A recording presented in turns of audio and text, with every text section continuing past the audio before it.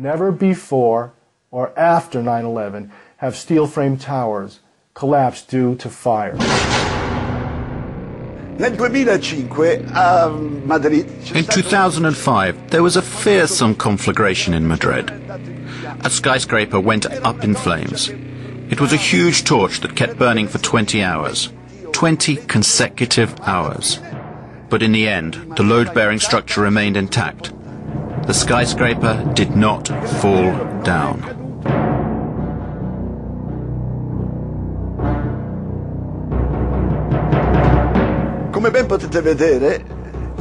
As you can see, the building is enveloped in flames.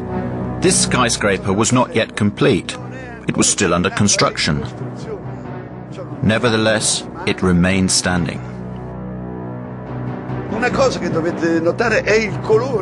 Something you should note is the white color of the flames. This means that there is a lot of oxygen burning.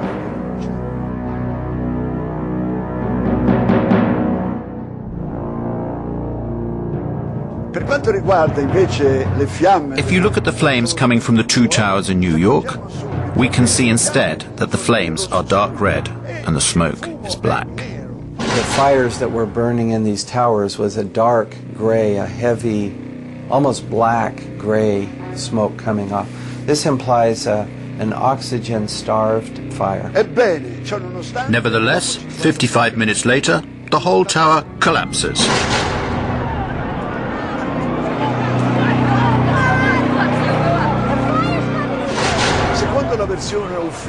According to the official NIST version of events, at a certain point, the steel structure of the towers gave way. It no longer had the structural strength that it had at the beginning. And all of this was supposed to be because of the immense heat. And here is something difficult to explain. We know that at some point certain people managed to walk down from the top of this tower and cross the point where the fire was strongest. Somehow they reached the bottom of the tower. How did they manage to do that? I don't know. When I looked down there, I didn't see flames. I just sensed that it was the right thing to go and try and test it. We would go as far as we could until we were stopped by flames. And when we came to the 78th floor, the last layer was standing, but it was cracked. And there were flames licking up the other side of the wall like this. It wasn't a roaring inferno. I sensed that the flames were maybe starved for oxygen right there, you know, in the interior. We kept going, and we got onto the 74th floor. When we got down that far, normal conditions. The lights were on, fresh air coming up from below. So the temperature inside the building was not particularly high, as we can see from the presence of this woman, who is standing at the precise point where the plane impacted.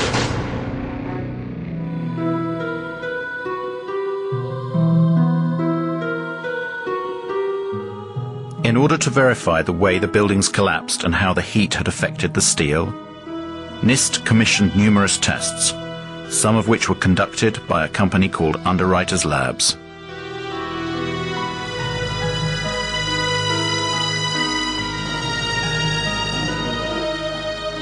And Kevin Ryan, he's the former employee from Underwriters Laboratories who challenged the NIST report.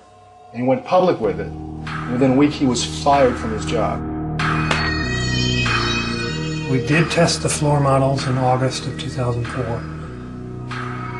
And those tests disproved the primary theory behind the collapse of the buildings. It was called the pancake theory. The floors would collapse upon each other into a stack of pancakes, and then the columns were no longer supported and the columns would fall apart. Well, the floor models didn't collapse in the tests, and these were in furnaces. You know, testing furnaces, much hotter temperature, longer periods of time. They still didn't collapse. So, a few months later, the government put out an update on their report.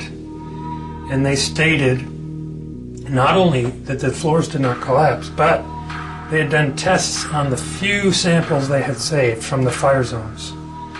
And those tests proved that the temperatures were very low.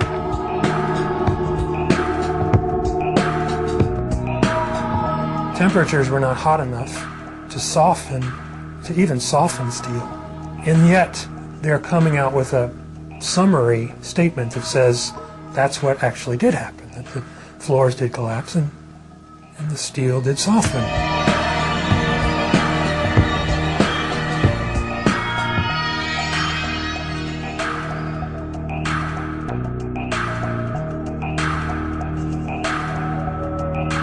So they either downplayed those results or ignored those results, and they ended up putting it all in a computer.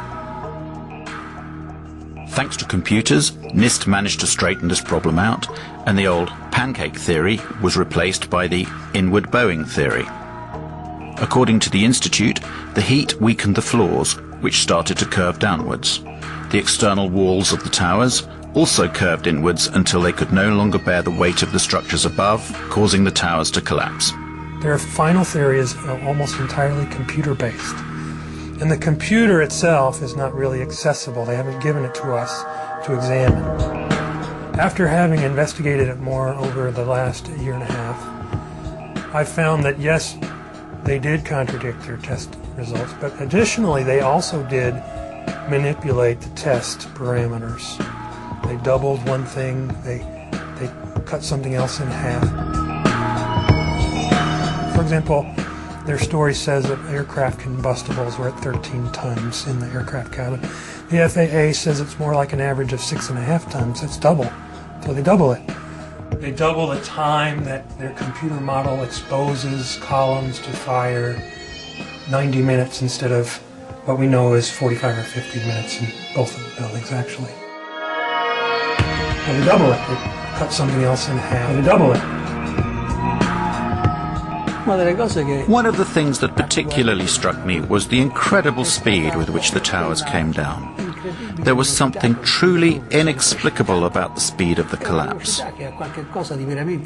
If we dropped a weight from a height of around 400 meters, which was the height of the towers, the time it would take to reach the ground, supposing that there was not even any air resistance to slow down the speed of the fall, would take approximately 9 seconds. It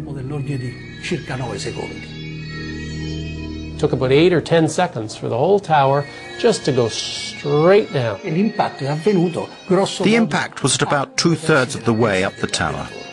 Even if the section above collapsed suddenly due to the structure giving way, and even considering that the impact of the section above was enormous and therefore in some way weakened the resistance of the structures below, it is clear that, due to the resistance of the undamaged part below, this tower should not have fallen at such a speed. But it fell as if there was nothing below it, whereas there was an enormous structure below, a resistant structure that should have slowed down the speed of the collapse considerably.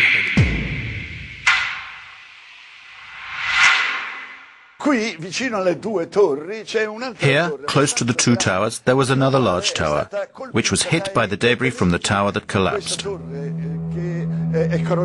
This building, this huge, it was a 47-story building, was never hit by a jet.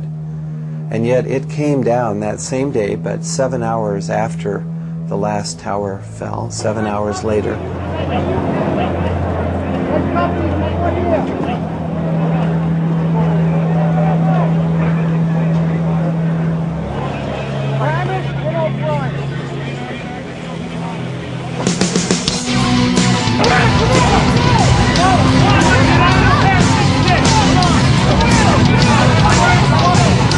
Measure the time of fall. The fall is almost free fall speed.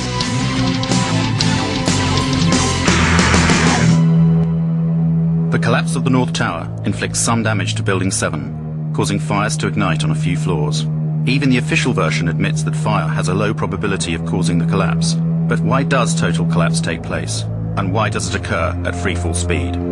As I saw the collapse of World Trade Center 7, I realized this was something that needed to be studied and could not be ignored. Building 7 and the Twin Towers share one utterly bewildering similarity: the presence of molten metal found in the debris of all three buildings weeks after the collapse.